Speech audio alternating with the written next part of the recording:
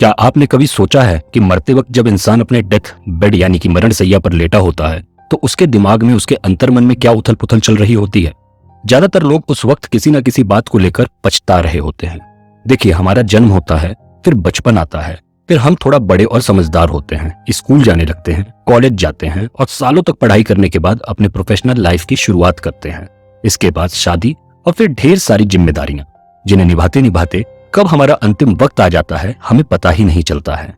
और जब अंतिम वक्त आता है तो उससे ठीक पहले हम सबको किसी न किसी चीज को लेकर पछतावा हो रहा होता है। तो आज इस किताब के माध्यम से हम उन 5 सबसे बड़े पछतावे के बारे में जानेंगे जिन्हें वक्त रहते समझकर हम अपने आखिरी वक्त को बेहतर और अफसोस मुक्त बना सकते हैं। काश, ये शब्द तो आप सब लोगों ने सुना होगा। एक छोटा सा शब्द होने के बावजूद इसके पीछे कितना दुख, कितना दर्द, कितना रिग्रेट छुपा होता है, इसका अंदाजा कोई भी नहीं लगा सकता है। हम सभी के जीवन में एक दिन वो भी आएगा जब सच में हमारे हाथ पैर काम करना बंद कर देंगे। हम अपने डेथ बेड पर लेटे होंगे और उस वक्त जो हमारे दिल में, आंखों में पछतावा होगा, वो पछतावा इस काश के वजह से ही होगा। जैसे काश हम अपने घर वालों को यह बता पाते कि हम उनसे कितना प्यार करते हैं। काश हम अपने दोस्तों से माफी मांग लेते। काश हम अपने सपनों को पूरा कर लिए होते। काश हम अपने पैशन का दिल से पीछा किए होते। काश हम अपने जीवन साथी को बता पाते कि वो हमारे लिए कितना मायने रखते हैं। काश हम अपने घर वालों के साथ, अपने प्रियजनों के साथ थोड़ा और ज्यादा वक्त बिता पाते। इस तरह के हजारों काश उस वक्त हमारे दिमाग में घूमने लगते हैं जब हमारा समय नजदीक आ जाता है। लेकिन विडंबना यह है कि इन पछतावे का अंदाजा हमें समय रहते आज नहीं महसूस होता है। यह तभी होता है जब हम इस संसार को छोड़कर जाने वाले होते हैं। और अगर यह सब हमें आज पता चल जाए तो फिर हम सुकून, शांति और बिना किसी पछतावे के यह दुनिया छोड़ सकेंगे। आज हम बात करेंगे 5 ऐसे रिग्रेट्स या अफसोस के बारे में जो लोग तब करते हैं जब वो अपनी मौत के काफी करीब होते हैं। नमस्कार दोस्तों, स्वागत है आपका रूब्रिक के बुक समरी में। आज हम टॉप 5 रिग्रेट्स ऑफ डाइंग के बारे में चर्चा करेंगे, जिसकी लेखक ब्रोनी वेयर है। आगे बढ़ने से पहले अगर आपने अभी तक रूब्रिक को सब्सक्राइब नहीं किया है तो कर दीजिए। यकीन मानिए, हम आपको इस सब्सक्रिप्शन का अफसोस कभी नहीं होने देंगे। लेखक ब्रोनी वेयर एक नर्स थी जो पैलिएटिव केयर यूनिट में काम करती थी, जहां पेशेंट्स को तब लाया जाता है जब वो अपने मौत के काफी करीब होते हैं, जिनके बचने की उम्मीद ना के बराबर होती है। उसी दौरान लेखक को यह एहसास हुआ कि मरते वक्त लोगों को कुछ बातों का अफसोस रह जाता है, और वो अफसोस उन्हें ठीक उस वक्त होना शुरू होता है जब उनका शरीर उनकी आत्मा का साथ देने से मना कर देता है। वहां उन्होंने देखा कि अपने डेथ बेड पर लेटे हुए ज्यादातर लोग 5 तरह के अफसोस करते हैं। आइए बारी बारी से जानते हैं उनके बारे में। पहला अफसोस, ज्यादातर लोग अपने दिल का, अपने मन का सिर्फ इसलिए नहीं कर पाते हैं क्योंकि उनको लगता है कि लोग क्या कहेंगे। ऐसा सोचकर वो अपने पैशन को छोड़ देते हैं, और वो ऐसा सिर्फ इसलिए करते हैं क्योंकि उनका वो काम उनके घर वालों को, उनके दोस्तों को और उनके रिश्तेदारों को पसंद नहीं होता है। लोग अक्सर अपने पैशन को इसलिए भूल जाते हैं क्योंकि उनकी सोसाइटी उन्हें वो करने की इजाजत ही नहीं देती है। और फिर ज्यादातर लोग अपने दिल की ना सुनकर अपने सो कॉल्ड सोसाइटी यानी कि समाज को ही फॉलो करने लगते हैं, और अपने घर वालों की बातों को सुनकर बाकी लोगों की तरह इंजीनियर और डॉक्टर बनने के पीछे अपने जुनून, अपने सपनों को ही भुलाकर वो बन जाते हैं जो वो बनना नहीं चाहते हैं।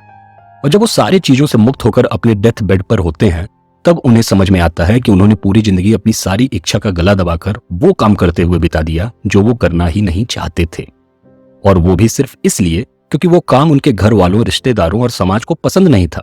सिर्फ इस डर से कि लोग क्या कहेंगे, वो अपने सारे सपनों को, अपने पैशन को भुलाकर उन्हें फॉलो करने लगते हैं। उस वक्त वो पछतावा उन्हें हजारों सुई चुभने जैसा मानसिक दर्द दे रहा होता है।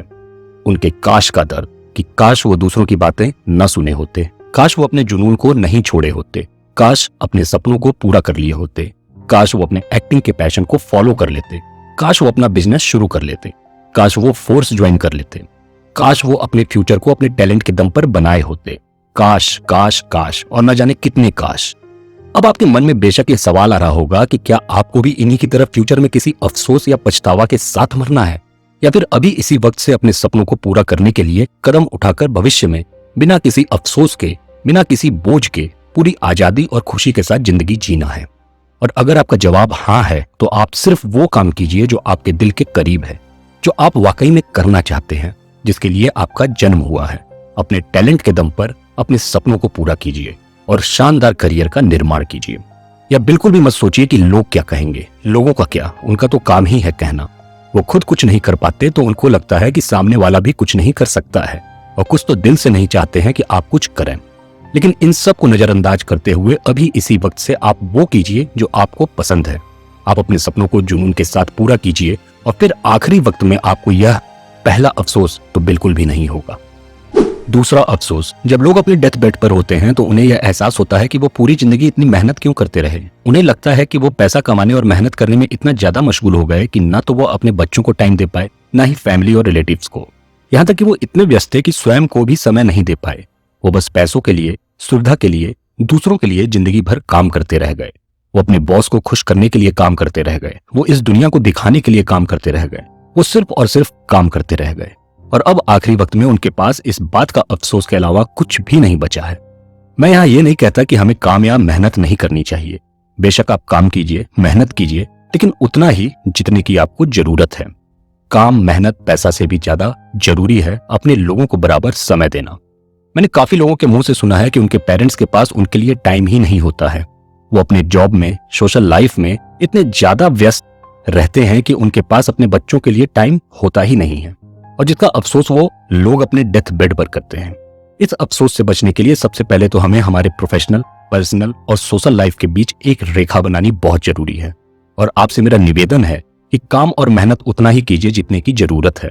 खुद के लिए समय निकालिए, घर, परिवार, दोस्त, रिश्तेदार सबको अपना समय दीजिए और यकीन मानिए ऐसा करके अपने डेथ बेड पर आप इस दूसरे अफसोस से भी बच जाएंगे। तीसरा अफसोस, हम अपनी ढेर सारी फीलिंग्स को किसी के सामने बिना व्यक्त किए अपने अंदर ही दबाकर मार डालते हैं। और यहाँ भी हम अपने घर वालों, रिश्तेदारों और समाज के डर और दबाव से ही अपनी फीलिंग्स को कभी जाहिर नहीं कर पाते हैं, क्योंकि हम जो भी करते हैं उन्हीं लोगों को देखकर सीखे होते हैं।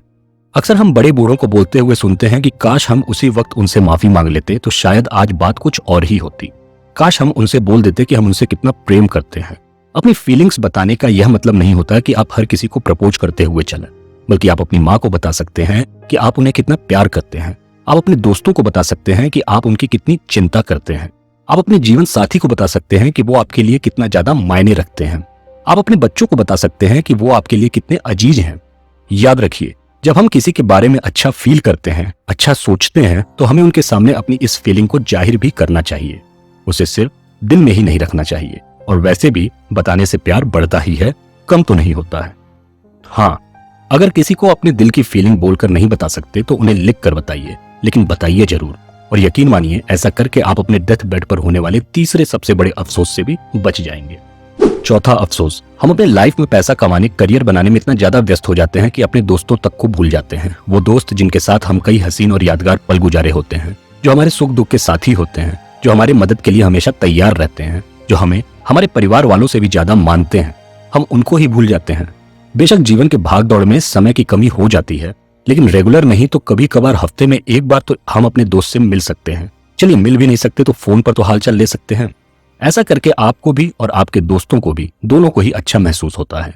मैं पर्सनली बताऊं तो मैं अपने जीवन के पहले दोस्त के साथ आज भी टच में हूं, और उसके बाद जितने भी दोस्त बने उनके भी टच में हूं। कुछ गायब भी हो गए हैं, मतलब उनके कॉन्टेक्ट्स नहीं है, लेकिन मैं उनको ढूंढ भी रहा हूं।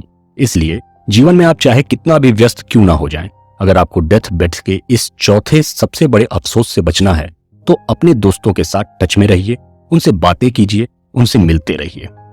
और पांचवा अफसोस, हम सब अक्सर खुश रहने की वजह ढूंढते रहते हैं और ज्यादातर वक्त हम अपनी खुशी के लिए दूसरों पर निर्भर रहते हैं। ऐसा इसलिए क्योंकि हम अपनी खुशियों की चाबी किसी और के हाथों में दे दिए होते हैं, भले ही वो हमारी फैमिली हो, गर्लफ्रेंड हो, बच्चे हो या जो भी हो। हम अपनी खुशियों की वजह उन्हें बना लेते हैं। ये तो वही बात हुई कि आपने अपनी तिजोरी की चाबी किसी और के हाथ में दे दी, और अब जब आपको पैसों की जरूरत पड़ती है तो आप उनके ऊपर निर्भर रहते हैं। ठीक वैसे ही हम अपनी खुशी की चाबी भी किसी और के हाथ में दे देते हैं, और फिर हमारी खुशी सीधे तौर पर सामने वाले के रवैये पर निर्भर करने लगती है, जबकि हमें अपनी खुशियों की वजह सिर्फ और सिर्फ स्वयं को बनाना चाहिए। एक बात आप गांठ बांध कर रख लीजिए, कोई भी इंसान आपके पास आकर यह नहीं बोलेगा कि ये लो भाई, मैं तुम्हारे लिए खुशियां लाया हूं, इसे रख लो। खुशी हमेशा हमारे अंदर से आती है।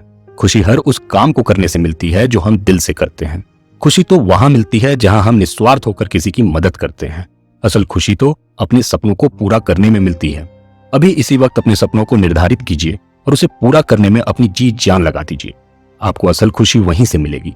हमें अपनी खुशी के लिए दूसरों पर निर्भर होने की जरूरत नहीं है, वो तो हमारे अंदर ही है। और वो लोग खुशनसीब होते हैं जो खुश रहने की असल वजह को अच्छे से जानते हैं। आपने गौर किया होगा, खुशमिजाज लोगों के पास लोग बैठना पसंद करते हैं। लोग उनसे दोस्ती करना पसंद करते हैं। लोग उनकी ओर आकर्षित होते हैं। इसलिए डेथ बेड पर पांचवें सबसे बड़े अफसोस से बचने के लिए अपनी खुशी स्वयं में ही खोजनी चाहिए। तो दोस्तों, हमारी समरी यहाँ खत्म होती है। उम्मीद है कि आपको यह समरी पसंद आई होगी। मरते वक्त होने वाले 5 सबसे बड़े अफसोस से अगर आप बचना चाहते हैं तो आपको यह किताब एक बार जरूर पढ़नी चाहिए, जिसे आप फ्लिपकार्ट या अमेजॉन से खरीद सकते हैं। ऐसे ही सेल्फ हेल्प बुक को सुनने के लिए रूब्रिक को लाइक और सब्सक्राइब कीजिए और हमें कमेंट में जरूर बताइए कि और क्या आप हमसे सुनना पसंद करेंगे। धन्यवाद और नमस्कार।